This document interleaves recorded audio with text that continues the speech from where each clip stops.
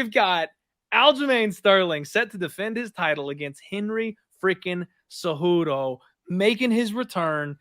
Oh, Brandon, I've been waiting. I've been waiting for this moment because anybody who's listened to my show knows Henry Cejudo is the guy who he was my number one moneymaker for years. And this was obviously like right before I actually started the podcast, but like when I started giving out my picks over, and it was way back at SBR, sportsbookreview.com, when Jimmy the Bag did his shows there. I was in the chat and he noticed me giving good MMA picks. That's how I got my start in content. And it was all off the back of Henry because I bet him in everything.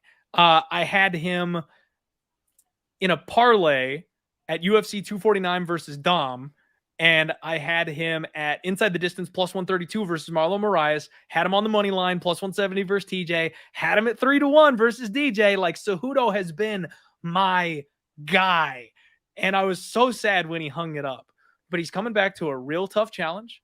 Aljamain Sterling, the most maybe disrespected champion the UFC has ever seen, 3 inches taller, 7-inch reach advantage, and just the frame, man, he's going to move up in weight in the next fight or two. We know that. Like, he's already come out and given us his plan. He wants to beat Cejudo. He wants to beat O'Malley and then hop weight classes for the champ opportunity and then call it quits. And all I heard there, Brandon, was that he's ready to call it quits. Once a fighter starts thinking about the R word, they've got one foot in the grave. They're not the same. They don't train the same. They don't have the same hunger. They don't have the same intensity because they know the end is near. And I'm thinking Aljamain has gotten to that point of exhaustion. Now, not to say that he's not going to take this fight seriously, not to say that he's not going to push himself. I'm sure we'll get the best Aljamain Sterling coming in here on Saturday. But I do worry that he's already getting close to where he understands the end is near. And Henry's fighting for legacy. You know, Henry's coming back to do something that almost nobody has ever done before. Not a lot of people have been able to pull this kind of thing off. I love the way the dude strikes.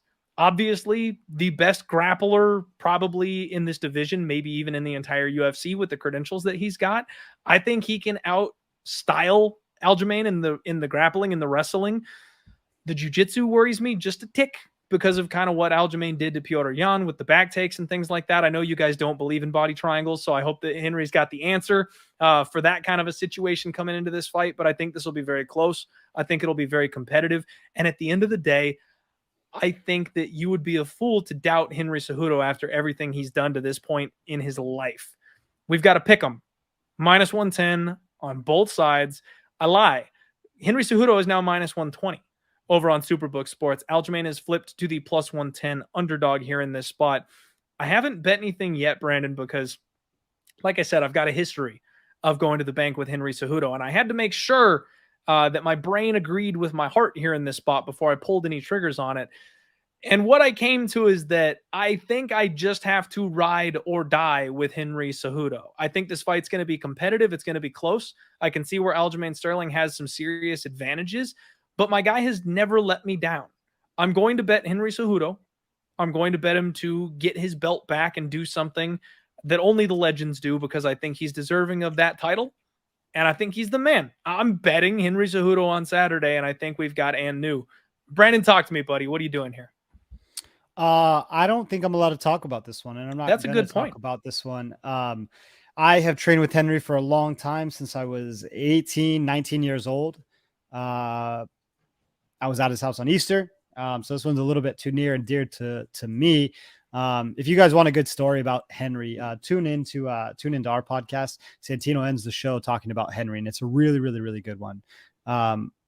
Yeah, I think you just have to break it down. I think Aljamain has overperformed his true skill set and his cardio, but you also have Henry, who's 36, hasn't fought in 3 years. He's done pretty much nothing but lifting weights. He's massive now. Versus Aljo, who doesn't have the greatest cardio. He's not the greatest striker. He's nowhere near the caliber of wrestler that Henry is. So honestly, I think the line is about right. It's, Henry is the mystery box. He hasn't been active. We don't know what we're getting. Versus Aljo, who has, but probably skill for skill, not anywhere near as good. So, I say personally, guys, enjoy the fight. Sit back. We should win tons and tons of money with all these underdogs we picked up and down the whole show. Sit back and just love this one. Enjoy this one. That's fair, man. That is absolutely fair. And I do apologize for teeing you up that way because I forgot you're not allowed to talk about this one. But we do need to Yeah. shout out. We got a dono, our guy Wealthy dropping 20 in the chat. Thank you so much, Wealthy. We appreciate you being here and definitely appreciate the dono here, keeping the lights on and keeping the free content coming at Pub Sports Radio. Brandon, my friend, we did a lot of damage on this card. I think we're set up for a very profitable evening on Saturday. Now is your chance that if you want to shout anything out, let the people know where they can find you. Let them know definitely where they can find your show and anything else you got coming up. The floor is yours, my friend. You go right ahead. Hey, thanks so much. And thanks for having me on. And, I appreciate you, and sorry, sometimes I don't get back to you. I'm so stretched out a million different ways that sometimes I get to it, but, hopefully we did good on bare knuckle on Saturday. You're a busy Guys, man.